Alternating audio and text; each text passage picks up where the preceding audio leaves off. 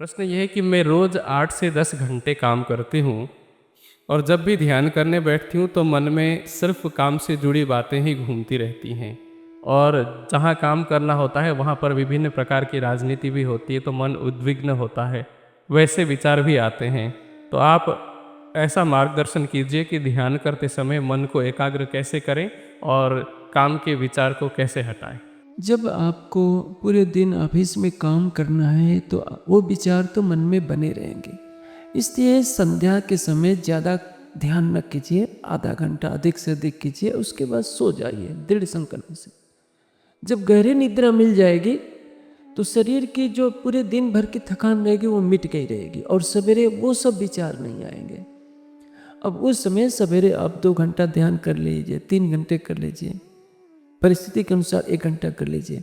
लेकिन यदि पूरे काम करके आए हैं तुरंत ध्यान में बैठेंगे तो आपकी कैसी आध्यात्मिक क्षमता है उसके अनुसार आप पर निर्भर करेगा। जैसे जो निर्विकार जीवन है आपका, तो मैं समझता हूँ 15-20 मिनट में आप विचारों से रहित हो जाएंगे। जैसे मैंने कहा कि आप आसन को स्थिर कर लीजिए। रक्त संचार जब तक धीमा नहीं होता है तब तक आप के अंदर विचार तेजी से चलते रहेंगे। जैसे जैसे रक्त संचार धीमा होता जाएगा, प्राण की गति रुकती जाएगी। प्राण की गति रुकने से मन की गति रुकती जाएगी, लेकिन ऐसा करने में आपको आधा घंटा लग जाएगा। और यदि आप हिल डुल रहे हैं तो 4 घंटा भी हो जाएगा, तो भी आपको विचारों से मुक्ति नहीं मिलेगी।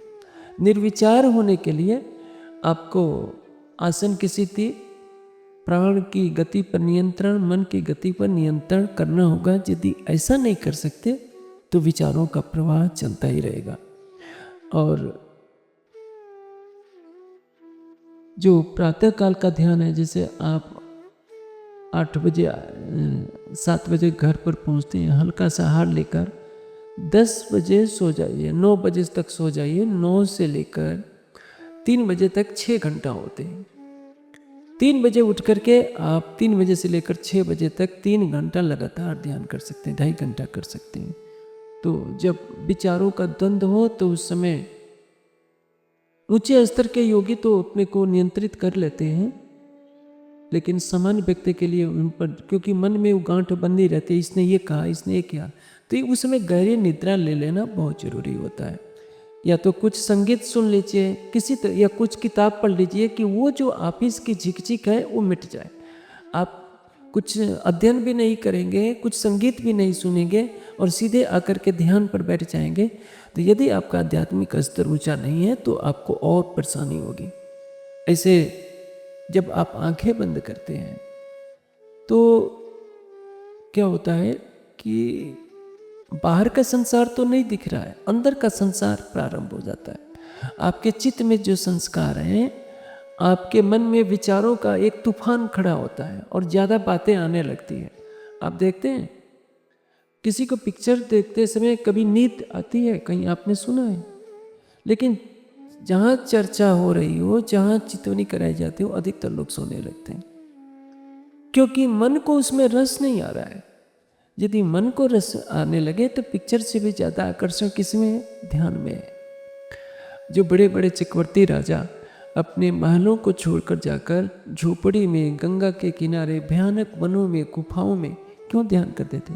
उनको ध्यान का रस मिल गया है, इसलिए अपने सोने के महल को लात मारकर वन में, गुफा में बैठ कर के ध्यान कर रहे होते हैं और उनको निद्रा नहीं आती। जब हृदय में विरह प्रेम की रसधारा पहुँच चल जाती है तो निद्रा का प्रश्न नहीं होता। जैसे सेवा पूजा में सन आरती करने के बाद गाते हैं, आशिक होना प्यारे बंदे सोना क्या, तन सोवे रूह निस्दिन जागे। क्या क्या है, आप लोग गाते तो सब लोग हैं, लेकिन उसको व्यवहार में चरितार्थ इसलिए नहीं करते कि वो प्रवृत्ति नहीं डाली गई। और देखिए, जैसे जैसे ध्यान की गहराई में हम उतरते जाते हैं, हमारा शरीर सात्विक होता जाएगा। रजोगुण भोजन आपको सहन नहीं हो पाएगा। खूब तीखी मिर्ची, लहसुन, प्याज तब तक अच्छा लग रहा है जब तक ध्यान में प्रवृत्ति आपकी नहीं है। जब आप ध्यान में डूबेंगे तो ये भोजन विष के समान लगेंगे। आपको जबरदस्ती खिला भी दिया जाए तो आप बेचैनी से करवट बदलते रहेंगे, ना आपको शांति मिल नहीं सकती है। तो परिस्थितियों के अनुसार आपकी दिनचर्या बदलेगी, आपका रहन सहन बदलेगा, और जब सात्विक भावना हो जाएगी तो आप दूसरों की नकारात्मक बातों को सुनना ही पसंद नहीं करेंगे, क्योंकि आपको उसमें रुचि नहीं लगेगी। और यदि ध्यान में प्रवृत्ति नहीं बढ़ी है तो आपको दूसरों की निंदा करने में, नकारात्मक बातों करने में एक रस लगेगा, उसके बिना आपको चैन नहीं पड़ेगा। ध्यान संसार से परे ले जाने वाला है, और इसके अलावा जो गृहस्थ जीवन में मनुष्य जो निभाता है वो संसार की तरफ ले जाने वाला है। इसके लिए विशेष चिंता की आवश्यकता नहीं है।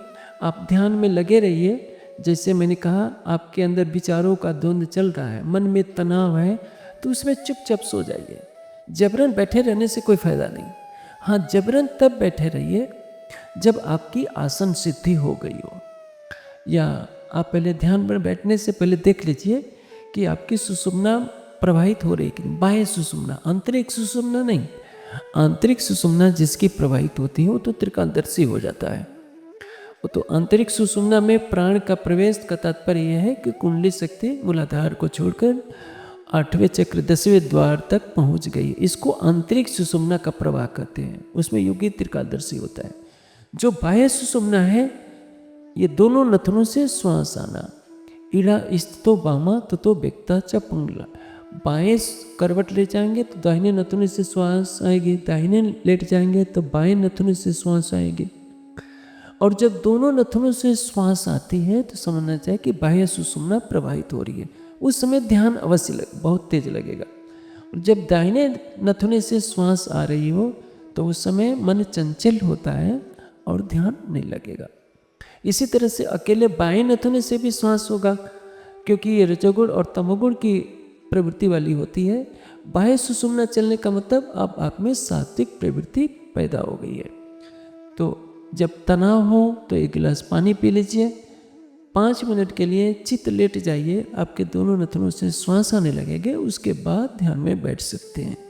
यदि इस पर भी कंट्रोल न होता है तो सो जाइए, क्योंकि सोने के बाद पुरानी सारी बातें भूल जाएंगे आप, और तब ध्यान आसान हो जाएगा। अधिक जानकारी हेतु हमारी वेबसाइट www.spjin.org पर आएं और हमारे YouTube चैनल को सब्सक्राइब करें। धन्यवाद।